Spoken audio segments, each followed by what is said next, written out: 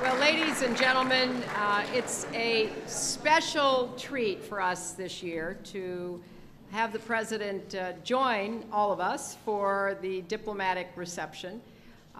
He is, as you know, deeply committed to extending our engagement around the world, supporting the efforts that we've undertaken over the last 2 years to find ways that we can reach out and communicate not just with governments, but with people, and to convey the importance of all of us working toward common ends that reflect our common aspirations.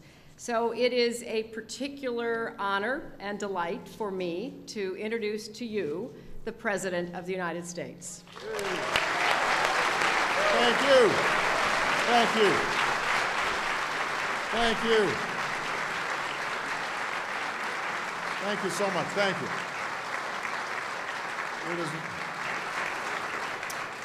I have to say, just first of all, looking out at the audience, I am reminded of, Hillary, how hard we've been working, because I recognize everybody.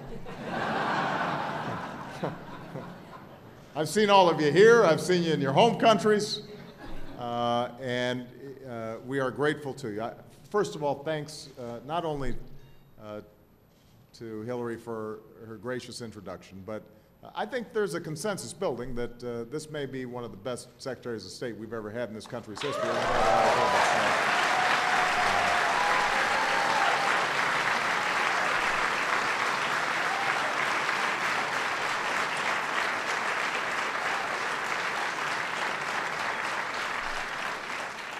One of my better decisions. It is a bipartisan view, by the way, that is shared. That doesn't happen very often. Before I say anything else, I want to echo what I know Hillary addressed earlier. Just say a few words about our friend and partner, Richard Holbrooke. We're honored to be joined by Richard's wife, Kati, and their family, David, Anthony, Lizzie, Christopher. I just had a chance to take a few moments with them before we came out to talk about their husband, dad, friend. You know, Richard Holbrooke has been serving this nation with distinction for nearly 50 years. From a young Foreign Service officer in Vietnam, to the architect of the accords that ended the slaughter in the Balkans, to advancing our regional efforts as our special representative to Afghanistan and Pakistan, and countless crises and hot spots in between. He is simply one of the giants of American foreign policy. And as anyone who's ever worked with him knows, or had the clear disadvantage of negotiating across the table from him, Richard is relentless. He never stops, he never quits, because he's always believed that if we stay focused, if we act on our mutual interests, that progress is possible. Wars can end. Peace can be forged. This is the conviction that animates his work in Afghanistan and Pakistan, and that of his SRAP team, many of whom join us tonight. Where are they? There they are back there.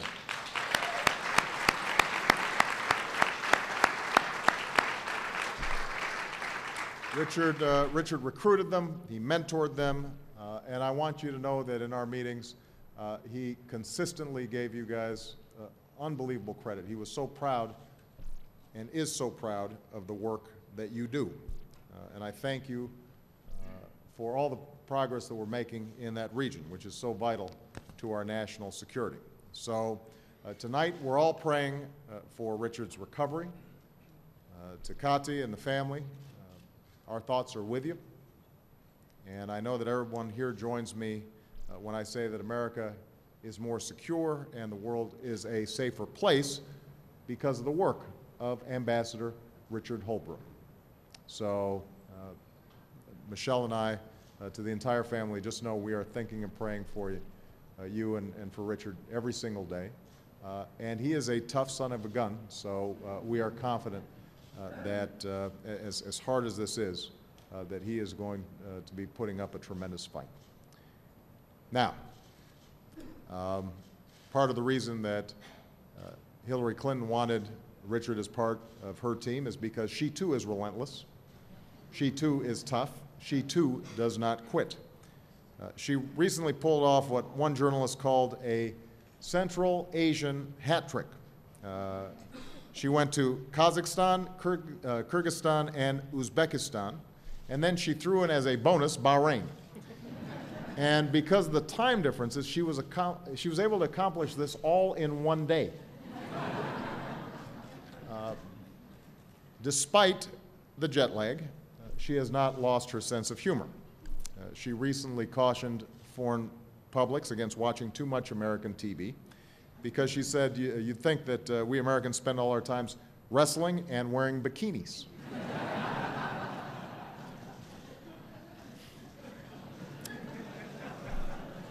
So, thank you, Secretary Clinton, for your leadership, for your sense of humor, for your incredible dedication to our national security. More broadly, your incredible dedication to a world that's more peaceful and secure and provides opportunity for all.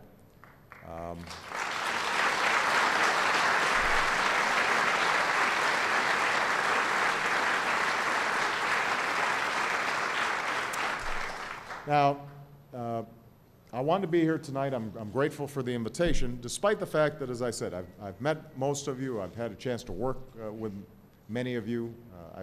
We recently hosted a reception over at the White House, and I've had the opportunity to receive some of you, the newest ambassadors to the United States in the Oval Office. But I wanted to be here today for two reasons. First, I want to thank our extraordinary State Department employees for the tireless work that you do. You are the backbone of American foreign policy, especially those of you who are serving far away from home during the holidays. Day in, day out, you strengthen our alliances, you forge new partnerships, you prevent conflicts and the spread of deadly weapons, you promote global prosperity and global health, you stand up for human rights, and you stand up for universal values. In other words, you show the world the very best of America. And on behalf of the American people, I want to say thank you. You are doing an extraordinary job. Now,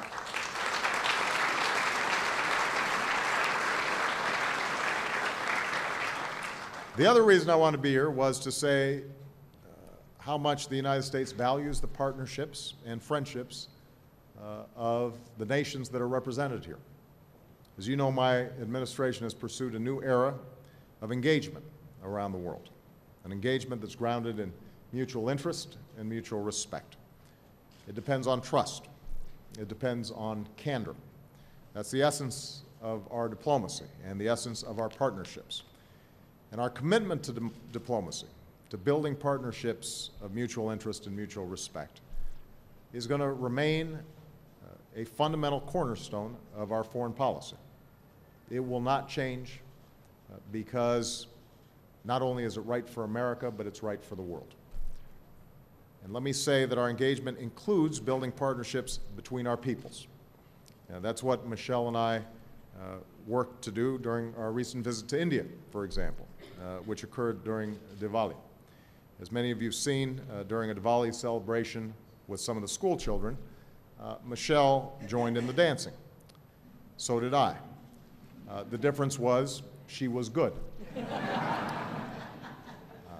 The headlines were, a little bruising to my ego. They said, President Obama visits India. Michelle Obama rocks India. It was just one small example, but it spoke to a larger truth, one that's at the heart of this holiday season. When we reach out to one another, when we see beyond the differences that supposedly divide us, when we come together, even if it's for some dance or some song or a shared story, a shared memory. We're reminded that fundamentally we are the same. There is a commonality between us. There is an essential human experience that we all share. And it gets lost in politics, and it gets lost in rivalries, and there are barriers of ethnicity and religion and language. And yet, scratch the surface, take the time to get to know somebody else from a different culture, a different race, a different ethnicity, and it turns out that there are hopes and dreams that bind us together. And our jobs, both as political leaders and as diplomats, is to make sure that those bonds are strengthened and broadened, that they penetrate into our respective nations, that each of us is able to stand in the other person's shoes and see through the other person's eyes, that people are no longer simply the other or simply foreigners, but are in fact our brothers and sisters. And if we're insistent enough about the capacity to understand each other, then that translates concretely into some war that doesn't happen, some village that isn't destroyed, some child that gets something to eat, some disaster that is averted. That's what all of you do. That's your essential task. And you do it very, very well. And so, to Secretary Clinton, to the State Department, thank you for doing so much extraordinary work over the past year, much of it to little notice and little acclaim. I know what you do, and I know how important you are.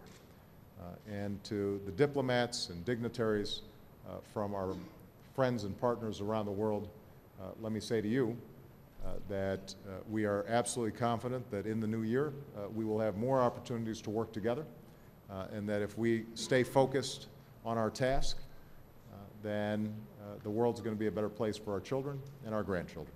So Merry Christmas and Happy Holidays, everybody. God bless you.